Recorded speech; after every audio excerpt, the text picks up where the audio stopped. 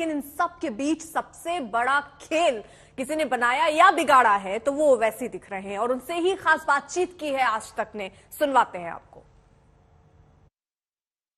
7 उपचुनाव के नतीजे आए हैं, लेकिन उसमें जो दिलचस्प नतीजा है वो गोपालगंज का है, जहां पे एआईएमआईएम के जो कैंडिडेट है उनको 12,000 वोट मिले, जिसकी वजह से जो बीजेपी के उम्मीदवार है वो 2,000 वोटों से जीत गए। इसी पर बातचीत करने के लिए हमारे साथ मौजूद है एआईएमआईएम के ओवैसी जी। सर, ये बताइए, बीजेपी की बी टीम कही जाती है और आज तो सच में जो गोपालगंज पे हुआ है वो तो दिख रहा है। नहीं, 7 बाई इलेक्शन हुए, राइट। 6 कैसे जीती बीजेपी? सिर्फ 2 पे जीती? नहीं, जो पूरे हरियाणा में बीजेपी जीती, हरियाणा में बीजेपी जीती। और कहाँ कहाँ जीती बीजेपी? यूपी में जीत गई बीजेपी। तो समाजवादी को क्यों नहीं कहेंगे आप? हरियाणा में कांग्रेस को क्यों नहीं कहेंगे? हरियाणा में आप भी लड़ी, उनको क्यों नहीं कहेंगे?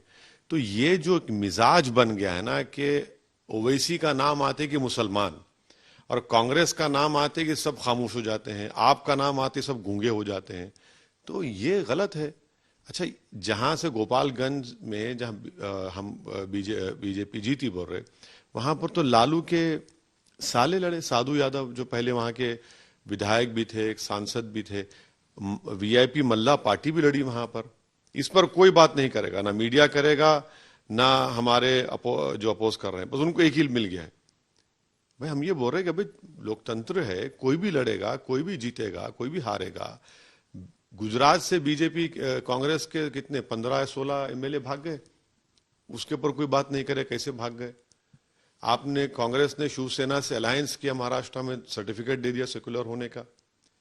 ये हम बता रहे हैं भाई, आप लड़ती है हरियाणा में और बीजेपी जीत जाती है तो कोई उन पर नहीं कहेगा।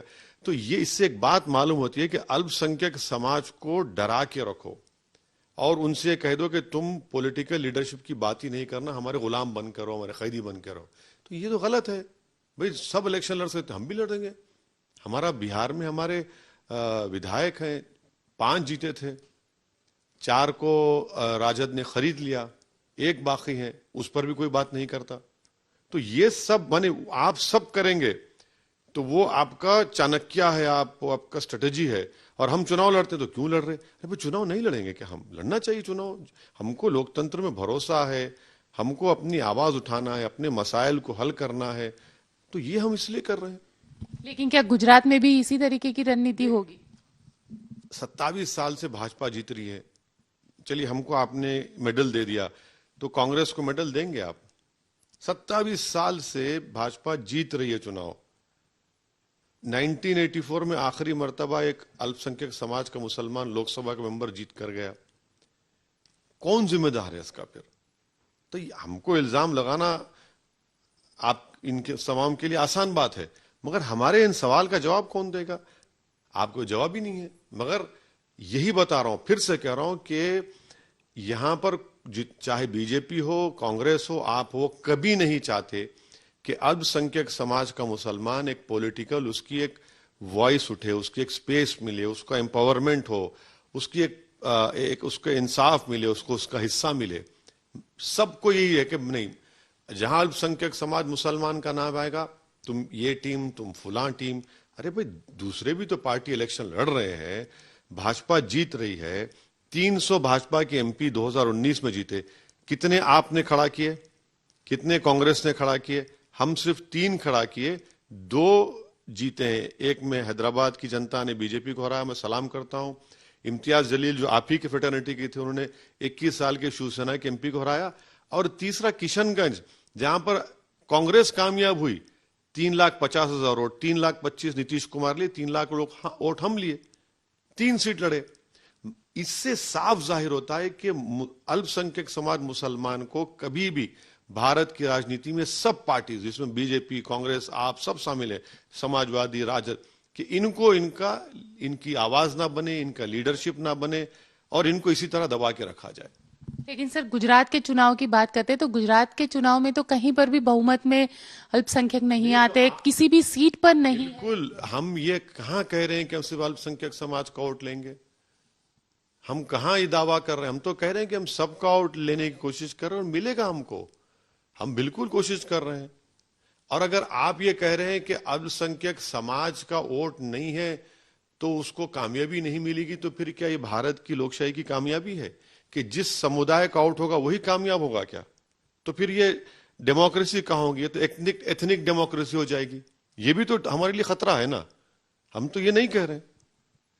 सर, एक सवाल ये भी खड़ा होता है कि अरविंद केजरीवाल भी इस वक्त चुनावी मैदान में है और जिस तरीके से कैंपेनिंग क्या में कहा जा रहा है? कुछ नहीं कहा जा रहा है, उनको कुछ भी नहीं कहा जा रहा है।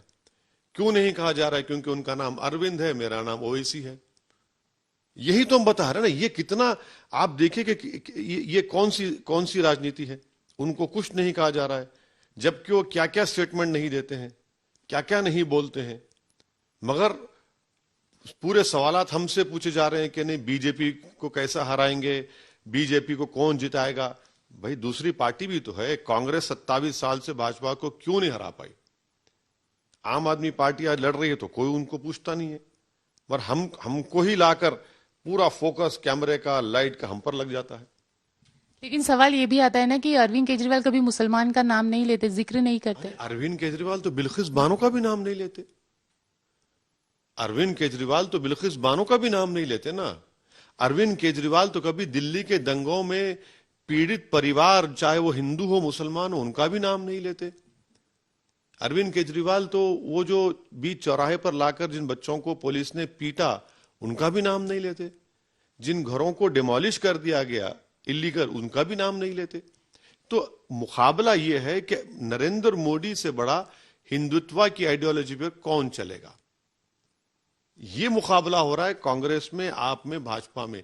इसीलिए कांग्रेस और आप को वोट देना भाजपा को वोट देने के बराबर है गुजरात में। चलिए, ये थे ओवैसी जी, जिनका कहना है कि गुजरात में भाजपा को वोट देने बराबर होता है अगर आम आदमी पार्टी और कांग्रेस को वोट दिया जाता है तो। कैमरामैन नरेंद्र के साथ गोपी घांगर, अहमदाबाद आज तक।